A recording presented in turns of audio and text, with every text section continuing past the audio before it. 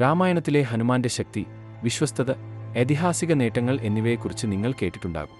പക്ഷേ മുഖ്യധാരാ കഥകളിൽ എപ്പോഴും വരാത്ത ഒരു ഇതിഹാസ യുദ്ധം ഉണ്ടെന്ന് ഞാൻ നിങ്ങളോട് പറഞ്ഞാൽ എന്തു ചെയ്യും? ഹനുമാനും നിഴൽ പോലെയും ശക്തനുമായ ഒരു രാക്ഷസനായ അഹിരാവണനും തമ്മിലുള്ള യുദ്ധം. ഇത് നിങ്ങൾ ഒരിക്കലും അറിഞ്ഞിട്ടില്ലാത്ത യുദ്ധമാണ്. അപ്പോൾ ആരായിരുന്നു അഹിരാവണൻ? അവൻ വെറുമൊരു അസുരനായിരുന്നില്ല. പാതാളത്തിന്റെ അധിപനും പാതാളലോകത്തിന്റെ അധിപനും ഒരു മന്ത്രവാദ വിദഗ്ധനുമായിരുന്നു അവൻ. ലങ്കയിലെ രാജാവായ രാവണന്റെ സഖ്യകക്ഷിയും കൂടിയായിരുന്നു അവൻ. ശക്തനായ രാവണൻ ശ്രീരാമനുമായുള്ള യുദ്ധത്തിൽ പരാജയപ്പെട്ടപ്പോൾ അവൻ സഹായത്തിനായി അഹിരാവണനെ വിളിച്ചു. ഒരു നിർഭാഗ്യകരമായ രാത്രിയിൽ അഹിരാവണൻ തന്റെ രൂപമാറ്റ ശക്തികൾ ഉപയോഗിച്ച് രാമന്റെ പാളയത്തിലേക്ക് നുഴഞ്ഞുകയറി. രാമന്റെ വിശ്വസ്ത സഖ്യകക്ഷിയായ വിഭീഷണന്റെ വേഷം ധരിച്ച് കാവൽക്കാരെ മറികടന്ന് അയാൾ എളുപ്പത്തിൽ നടന്നു.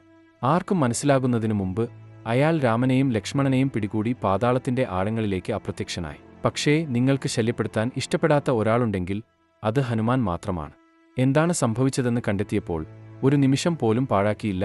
ഒരു മടിയും കൂടാതെ തന്റെ പ്രിയപ്പെട്ട പ്രഭുക്കന്മാരെ തിരികെ കൊണ്ടുവരാൻ തയ്യാറായി അദ്ദേഹം പാതാളത്തിലേക്ക് ഇരച്ചുകയറി. അഹിരാവണന്റെ രാജ്യം വെറുമൊരു യുദ്ധക്കളമായിരുന്നില്ല, അത് മിഥ്യാധാരണകളുടെയും മാരകമായ കെണികളുടെയും ഒരു കുഴപ്പമായിരുന്നു. അതിന്റെ എല്ലാം കാതലായ ഭാഗം ഒരു ഭയാനകമായ ആചാരമായിരുന്നു. അഹിരാവണൻ രാമനെയും ലക്ഷ്മണനെയും തന്റെ ഇരുണ്ട ദൈവങ്ങൾക്ക് ബലിയർപ്പിക്കാൻ പദ്ധതിയിട്ടു. ഹനുമാന് വേഗത്തിൽ പ്രവർത്തിക്കേണ്ടി വന്നു.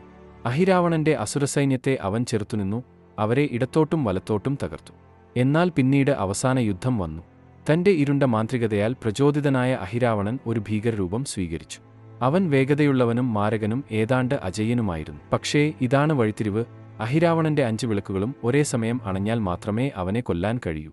ഹനുമാൻ എന്താണ് ചെയ്തതെന്ന് നിങ്ങൾക്കറിയാമോ? അവൻ 5 തലകളുള്ള പഞ്ചമുഖി ഹനുമാന്റെ രൂപം സ്വീകരിച്ചു. എല്ലാ വിളക്കുകളും ഒറ്റയടിക്ക് ഊതിക്കളഞ്ഞു. ഒറ്റയടിക്ക് അഹിരാവണനെ നശിപ്പിച്ചു. അഹിരാവണൻ പരാജയപ്പെട്ടതോടെ ഹനുമാൻ രാമനെയും ലക്ഷ്മണനെയും മോചിപ്പിച്ചു. അവരെ സുരക്ഷിതമായി ലങ്കയിലെ യുദ്ധക്കളത്തിലേക്ക് തിരികെ കൊണ്ടുപോയി. രാവണന്റെ അവസാന പ്രതീക്ഷയും തകർന്നു. യുദ്ധം രാമന് അനുകൂലമായി നിർണായക വഴിത്തിരിവായി. ഇത് ഹനുമാൻ ഹോ അഹിരാവണന്റെ കഥയാണ്. പുരാണങ്ങളുടെ ആഴങ്ങളിൽ ഒളിഞ്ഞിരിക്കുന്ന യുദ്ധം.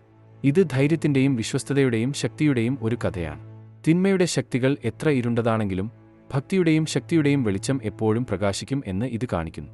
ഈ കഥ നിങ്ങൾക്ക് ഇഷ്ടപ്പെട്ടെങ്കിൽ പുരാണങ്ങളിൽ നിന്നുള്ള കൂടുതൽ ഐതിഹാസിക യുദ്ധങ്ങൾക്കായി ലൈക്ക് ചെയ്യാനും പങ്കിടാനും സബ്സ്ക്രൈബ് ചെയ്യാനും മറക്കരുത്. അഭിപ്രായങ്ങളിൽ എന്നെ അറിയിക്കൂ.